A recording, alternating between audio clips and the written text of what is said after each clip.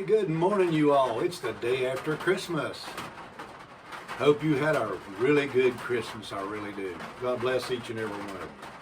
Hey, in this video right here, I'm going to talk about chainsaws, weed eaters, the leaf blowers and things like that, lawn mowers, and what to do and what not to do before you take your saw or your blower, whatever it is, your weed eater, to your repair man, okay? So you've got a problem with your chainsaw or your weed eater, whatever, okay? Let's just take, for instance, I've got an 031 STIHL right here, okay? I bought this 031 STIHL saw in 1978. It still has the, or it did have, used to have, right there on the side, ER Linebacker Saw Shop, Princeton, West Virginia, Green Valley. So, paid $309 for this saw. Went to the bank. I was telling my wife this morning, I remember going to the bank to borrow the money in 1978 to buy this chainsaw right here, okay? That being said, Here's what happens to people over the years when they don't know anything about their equipment, and I didn't know anything about it either, okay? You get your saw, and you bring it to the house, put your gas and stuff in it, you fire it up, it'll run really good until you stick it in a piece of wood or try to cut something with it, and then the chain will stop and the saw won't cut, okay? So what do? Well, the first thing you do, you all, is if you're going to take that saw back to the saw shop, you're going to take it back to Mr. Linebacker, do not turn the screws on that carburetor right there. If you do not know what you're doing, do not turn the screws on your carburetor. All right, what's going to happen if you do? Most of the time, you're going to get the saw to where it will not start. It won't run, period, okay? So then you're going to be aggravated and you're going to be pulling strings and all that kind of stuff. So, see this thing right here? This is called an instruction manual. This instruction manual come with this saw in 1978. It's still in perfect condition. So what I done to remedy the problem with my saw is I got the instruction manual out. I started to read how to adjust the carburetor. Now, by the way, you all, a carburetor cannot be adjusted if the engine is not running. You cannot adjust it and get it to cut, okay? That's just the way it is. So let's look at what it says right here first of all. Some of the things that you should do, some of the things you should not do, okay? First of all, if you're going to take it back to the repairman, and you've used it a little bit and it's got dirt all over it, clean the saw up. It's just going to make it easier on the dude when he goes to clean it or when he goes to work on it, okay? Clean the saw up. Blow the dirt out of it. Make sure the air filter is clean. Make sure that you've got the right gas mixture in your saw. Because if you don't have the right gas mixture in your saw ain't going to run right. Gas and oil, okay? That's just one of the things that you do. Now, back in the old days, you couldn't refer to the internet, okay? What you refer to? Referred to the owner's manual. Or if you didn't have the owner's manual, where'd you go back in the old days? Well, you went to the library just like I did back in the old days to see how to correctly adjust what was going on with your saw. Okay? Okay, you guys, what happens is the thing don't run, or it was running and now it don't run. I made the very same mistake that everybody else did in the beginning. I thought that you could just change the setting on your carburetor screws and you could get the thing to work right. Well, that don't solve the problem. That just makes your problem worse, okay? So, what is the basic settings of a carburetor? I don't care what it is, these little old small engines, weed eaters, leaf blowers, chainsaws. I don't care what it is. If you read the instruction manual, you're going to see just about what this manual right here says on the basic adjustment or the starting point of your chainsaw carburetor. And here's what it is. Now, one of the things it tells you to do right here right off the bat, because you're going to be looking at the air filter before you go in here to adjust that chainsaw setting, okay, that carburetor setting. So what do? You clean your air filter daily. In other words, don't cut for 3 years and think the chainsaw is going to run correctly and you need to adjust the carburetor if it can't suck no air through there to burn the fuel, okay? That just don't work, all right? The carburetor, here is the basic setting. You have a low speed adjustment screw, you have an idle speed, and you have a high speed screw. The carburetor needs no maintenance and its position is behind the air filter in the carburetor box, which protects it against the dirt and humidity. So, the carburetor of your chainsaw has been adjusted at the factory. Duh. All right. So, it's at different sea levels. You know, if you get up high, that's just going to change. Okay. So that's what it says in this book. You take this to a higher altitude, you're going to have to change the carburetor setting. Okay. The normal adjustment at the factory is as follows. I'm reading this, you guys, right out of the book. Here's the normal adjustment.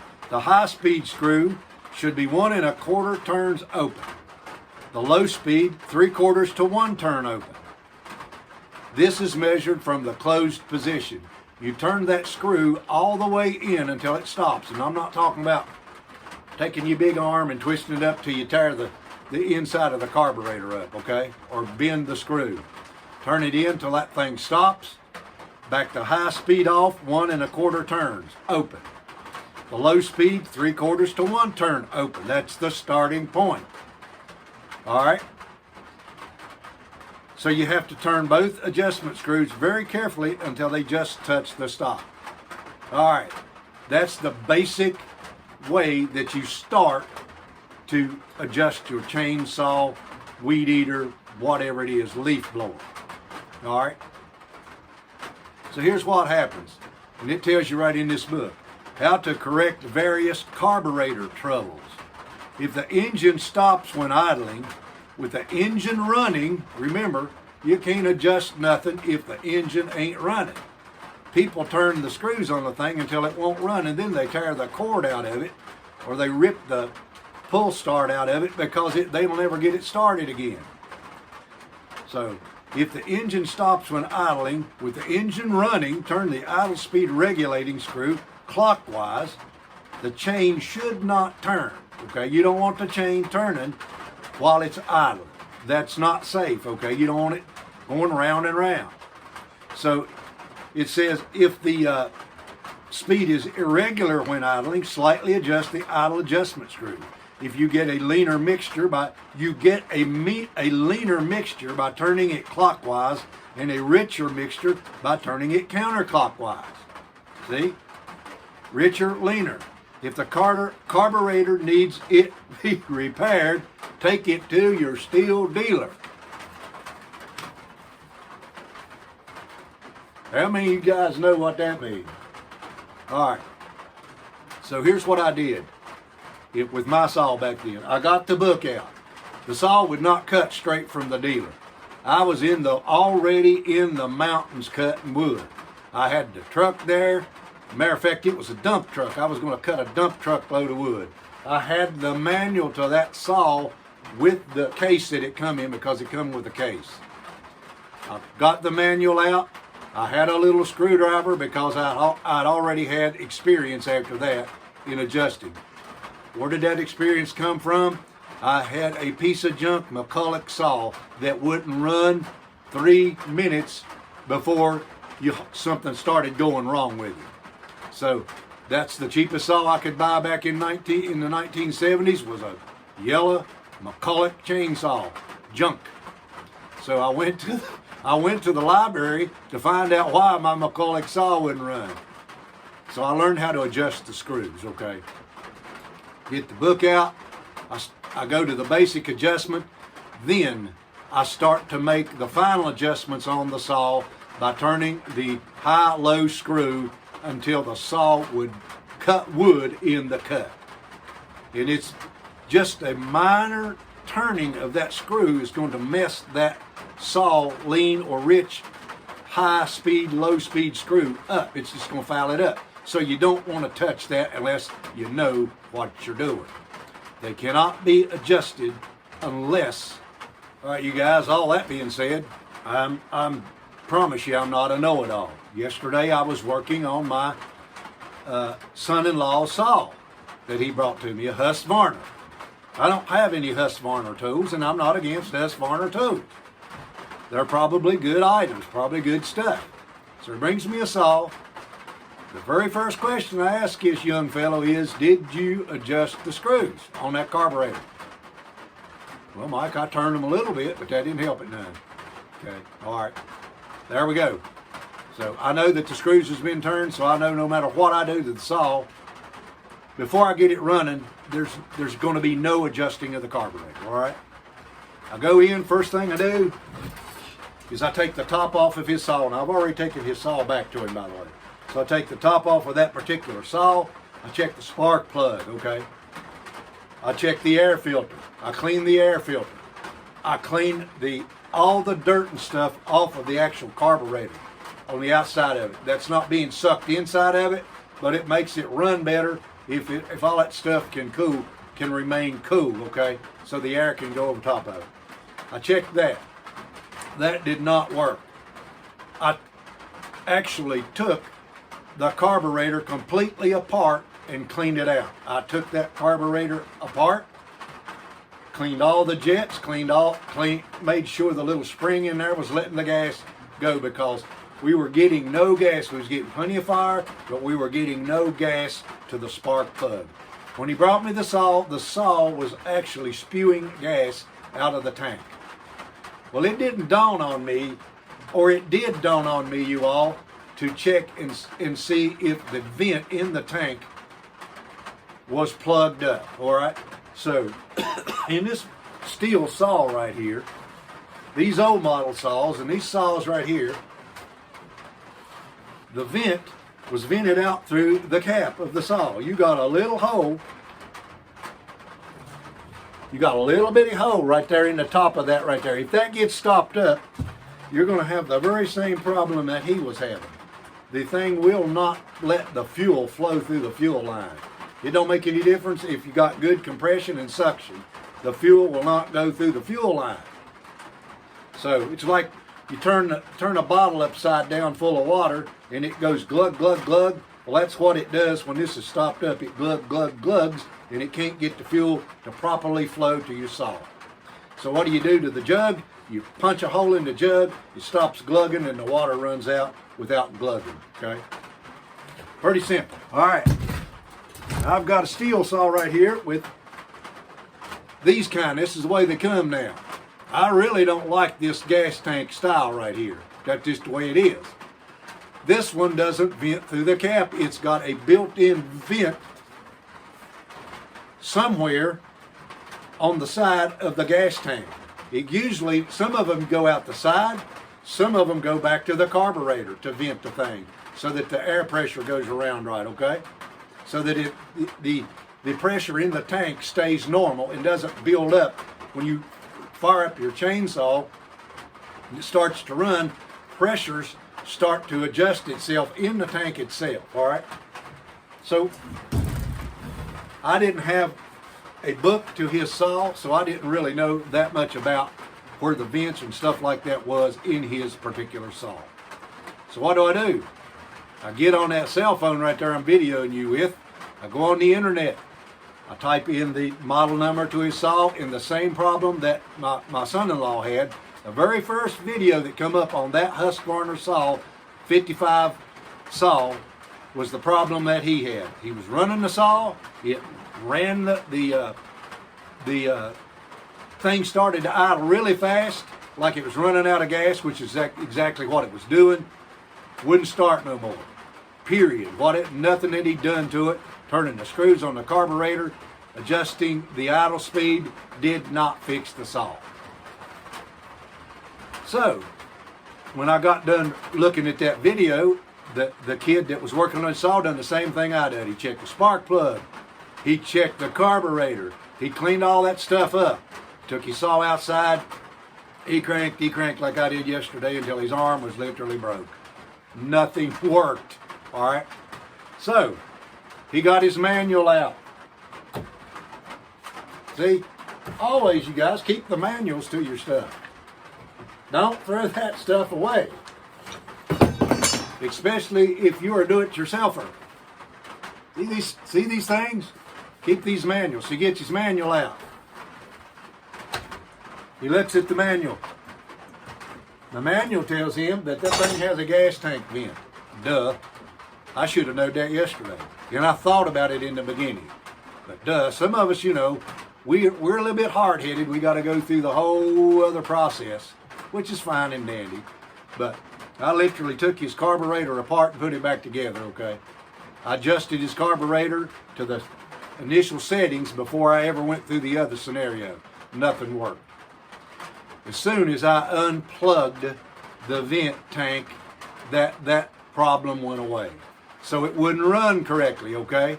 Because the carburetor had been adjusted back to the normal setting. So I had to go through the process of turning the screws with the engine fired up. And by the way, what you want to do when you do that is when the thing starts up, it'll run until you pull the trigger, and when you give it the gas, it'll die, okay? Or it'll go wah, wah, wah. That's a sure sign that the thing's not going to run right. So, what you've got to do is you've got to get the thing to idle, and idle correctly without the chain turning and all that good stuff, all right? There you've got that setting right, okay? The saw will sit there and idle, but it's never going to cut a stick of firewood. When you pull the trigger, you're going to have to adjust the screw while you're pulling the trigger. So you're going to have to adjust them one at a time until the saw runs correctly at the right, at the right speed, the right RPMs. So then you take it outside, you see if it'll cut a piece of wood. If it won't cut a piece of wood, what I do is I actually put the saw in that piece of wood, in that log, and I adjust that high-speed screw until that saw will cut that wood. That's the way that I do it. So you all, most of these things come now with the carburetor adjusted at the factory, and they actually do cut pretty good. They hide these screws back inside these saws and things now to keep the homeowner from turning the screw and ruining the saw before they take it back to the dealership, okay? Because that's what people do. They start turning the screws, they find a way to get in there to turn the screws, then they try to run the saw that way, and they just ruin the saw. Or they ruin the carburetor on the saw. So they fix these things to where you cannot turn them. You gotta have special tools. You can get on the internet and buy the tools, you guys, to get into your carburetor correctly, instead of, getting a little dinky screwdriver and whittling around inside there. But let me give you a close-up of what I'm getting ready to replace the carburetor, you guys, on this 031, because I've had it almost 50 years now, okay? So I've done everything that I could to this carburetor, including rebuilding it, and it still does not run correctly. And then I hope after I do that it does run correctly, all right? So I'm going to give you a close-up of them screws so that you can understand what I was talking about. All right, you all, there's my saw sitting in the vise. Now, if you're going to adjust this carburetor, you guys, inside a building, make sure that you have a window that you can open. Now, I'm not going to adjust that in here today because I don't have the carburetor. But then with that, you'd want a fan to suck the air out of your building, okay? Because the gases they'll put you to sleep and kill you. So there's what it looks like, okay? So on this particular saw, you can see two screws right up there at the top of that carburetor, right along here. Now I'm going to take this air filter off so you guys can see that a lot better. All right, you all, one of the things I like about these old saws is that they were not complicated to do with the field. You had this tool right here. All right, that comes with the saw. It lets you take the screws out of your air filter so you can take the air filter off if you need to and clean the thing and then put it back on there. Okay, so which screws switch. Well, most of these things are marked on the carburetor itself, high and low. This one is the one high on the left, the low on the right. And the big screw right there, that's your idle adjustment screw. You can see it's adjusting your carburetor. When you pull the trigger on your carburetor, see that? It stops that carburetor from fully closing. If it fully closes, the motor's going to stop, okay? So it's got to have a little bit of gas so the thing will idle. So that's what that actually does. When you pull the trigger, you're just throwing more gas to it. But you want it to idle, so when that thing drops over there, that little screw right there holds your carburetor or accelerator open slightly enough so the thing will idle. Okay, so the saw was running good and it wouldn't run, right? So on his saw, there was on the side of the saw, hidden under a piece of plastic with 2 screws, the tank vent, okay, on that particular Husqvarna saw. That was all that was wrong with his saw. I didn't know it and he didn't know it. So one of the things that you want to check, you guys, is there is a gasket between the head of this thing right here and your carburetor. All right, you guys, here's what that scenario would be on this one. Here's the actual vent. And this lawnmowers do the same thing, you all, and you don't realize it. That hole right there goes completely through. See that hole? That's to let air in, and you can see that it's open. All right, you guys, that's all there is to this video right here. It's pretty simple. Do not turn the screws on your carburetor just because the motor stops and it's not feeding any gas. Yeah, that's not the problem, okay? Them springs on them screws just is not going to let that happen. Now, on your idle speed, that can happen on your idle speed because there's a lot of vibration going on, pulling the trigger and all that kind of stuff. That one can turn a little bit, but the rest of your screws, leave them alone. Don't take them to the dealer and not tell them that you turned the idle or your adjustment screws on your carburetor, because that's just going to make it that more harder for the guy to fix. Well, why is that important? Well, when he's charging you $100 an hour to work on your product, and he's got a $2 problem, if it takes him 3 hours to figure it out, then it's going to cost you a whole lot more money than what it was worth, okay? It would. All right? Is that you all? God bless you. Have yourself a wonderful day.